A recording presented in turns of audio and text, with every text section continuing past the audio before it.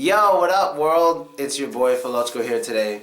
And today I'm gonna have my own special little video. This one is for adults. If you're not like 18 or 16 and over, you probably shouldn't be watching this. So that's why the little TVMA thing is there, because this is for adults right here. This one is basically going to be about the top 5 words that you shouldn't say, or basically the top 5 words that are very powerful in bad ways. The top 5 most powerful bad words in American English. So I'm going to tell you what they are, and I'm going to give you the reasons of why I think they're so popular, why they're so powerful. But before we get to it, I'm just making this video because I don't want you to say it. I'm not telling you to go around saying it. I'm explaining it to you. Because you know what? All around the world, people listen to rap music, they watch American movies, and sometimes you hear these words, so you just don't know what it means. It's not that I'm teaching you these words. I'm telling you what they mean because you hear it. Everyone listens to rap music. You listen to Eminem. Eminem says all the fucking bad words he feels like fucking saying. But when I teach bad words, I'm exporting Ebonics. That one goes to Vice TV. So, why waste time? Let's get to it. Number 5. Number 5 is fuck. Now, fuck is a common bad word. A lot of people say it when they're angry. So the basic way I can explain to use the word fuck is like use it at the beginning or the end of a sentence when you're angry. So you can say, fuck, I'm having a bad day, or I'm having a bad day. Fuck, I'm so mad. That's a great way to use the word fuck. When you want to use fucking, it's good to put it somewhere in the middle of the sentence. Or, I hate this fucking day, or I fucking hate this day. That is a basic way to use it. Fuck at the beginning or end, fucking somewhere in the middle. And the reason why I think it's number 5 and very powerful is that it's always censored. Like, it's always censored. Like, a lot of TV shows has gotten away with saying shit, or they got away with saying ass, but fuck is the one that you can't really get away with on television and stuff. That is like the most common bad 4-letter word. So, let's get to the next one. Number 4 is cunt. C-U-N-T. Cunt. Very bad word, once again. You shouldn't say it. It is an insult for a female. It's a strong insult for a female. If bitch is like here, cunt is like all the way up there. Cunt is very powerful. Just the sound of it is raw. So that is a word you do not want to call a female. And if you are a female and someone does call you a cunt, they have no respect. They're very angry. And I don't know, you should slap him in the face or something. That would probably teach him a lesson for calling you a cunt. But what a cunt actually is a female body part, something kind of private. So yeah, that's what a cunt actually is. So let's get to number 3. Number 3 is faggot. Now, what is faggot or fag?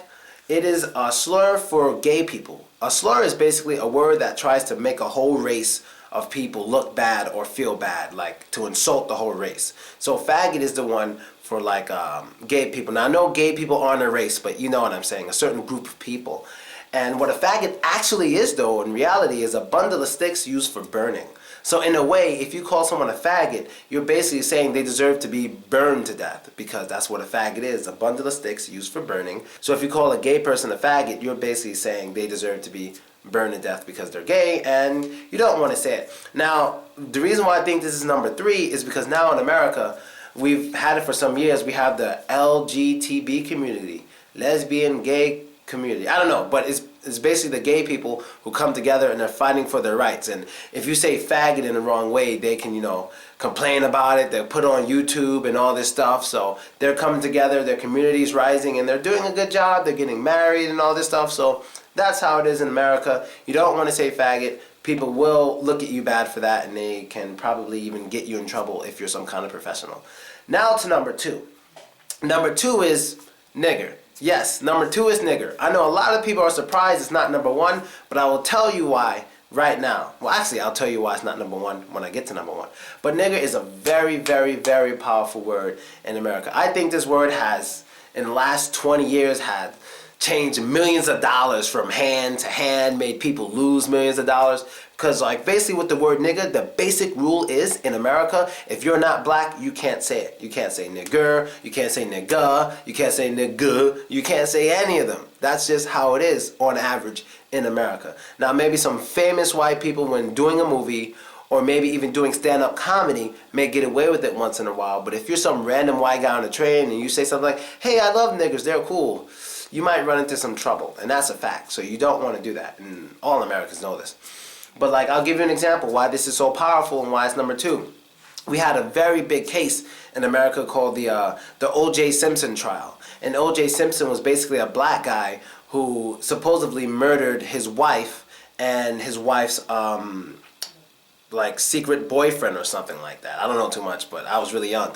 But basically, it looked like all the evidence pointed that all the evidence pointed to that O.J. Simpson was guilty, that he killed them, because that's what the evidence looked like.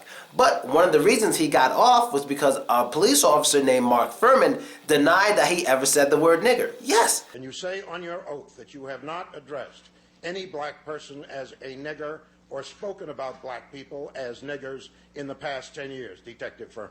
That's what I'm saying, sir. So that anyone who comes to this court and quotes you as using that word in dealing with African Americans would be a liar, would they not, Detective Fuhrman? Yes, they would. All of them, correct? All of them. Of recorded interviews Mark Fuhrman gave to screenwriter Laura Hart McKinney.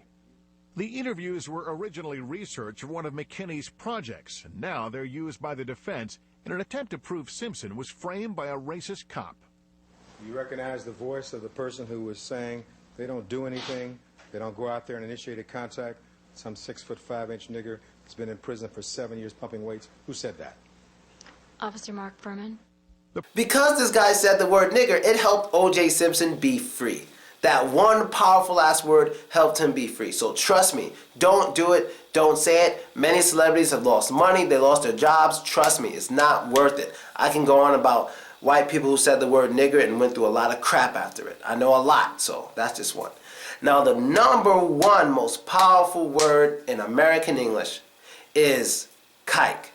K-I-K-E. Kike. Now, I know a lot of people don't know this word, and they're like, oh, I barely even know it. Why is it number one? Well, let me tell you.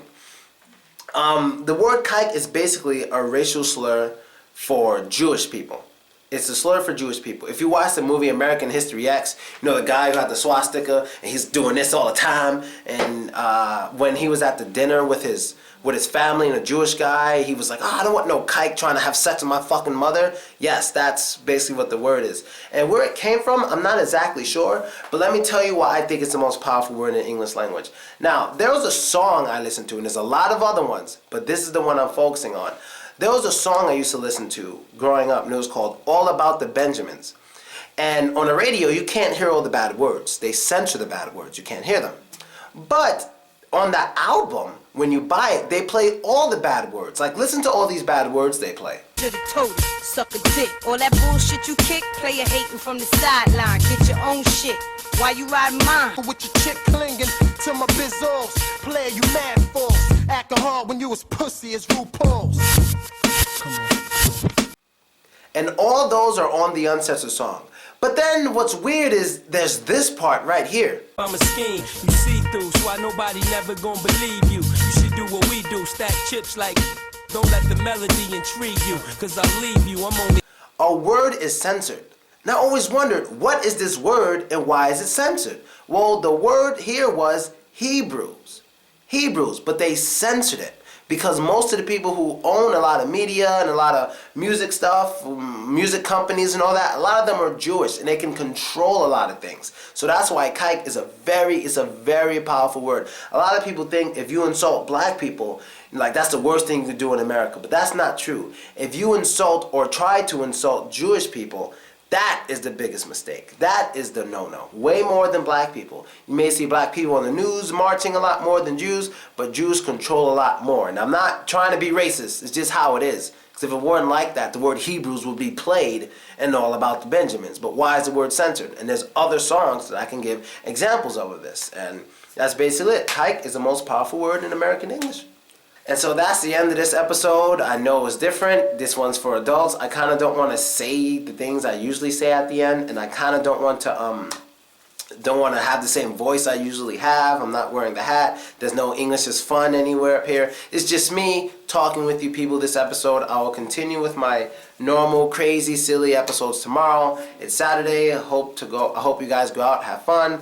I'm gonna go to sleep because tomorrow I am heading back to Moscow. So I guess I need to get some rest for my flight, and haven't been to Moscow in like 6 weeks. So after that, I go to, where am I going? I'm going to Saratov, and I'm going to Krasnoyarsk. So see you guys there.